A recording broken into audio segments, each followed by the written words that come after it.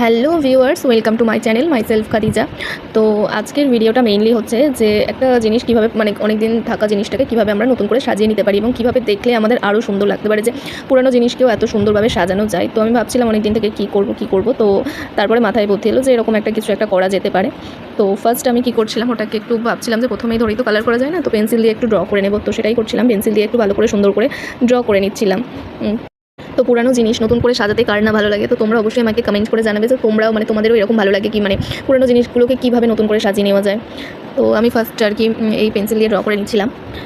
তো এবার তারপর আমি কি ওই উপরে যেসব কলকা যেটা করেছিলাম সেগুলোর আমি আর কি ভিডিও দিইনি। তো আমি লাস্টলি মানে নিচের দিকে যেটা করছিলাম তো সেটাই আর কি ভিডিও দিলাম। আর হচ্ছে আমার এই যে কলকা যেটা করছিলাম আমি, সেটা আমার খুব একটা ভালো লাগেনি।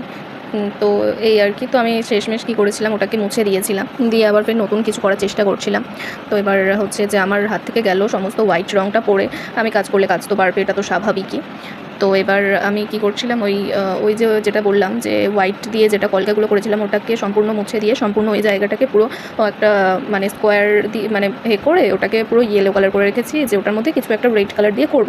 তো ইউনিক কিছু করার ইচ্ছে আছে। তো তোমরা অবশ্যই আমাকে কমেন্ট করে জানাবে যে ওটার মধ্যে কী ইউনিক কিছু করা যায় বা কেমন ডিজাইন করা যায়। তোমরা অবশ্যই আমাকে কমেন্ট করে জানাবে। তো তারপরেই হচ্ছে যে এটার ফাইনাল লুক আমার মায়ের এত ভালো লেগেছে যে আমাকে বলেছে যে পুরোটা এরকমভাবে সাজিয়ে নিতে।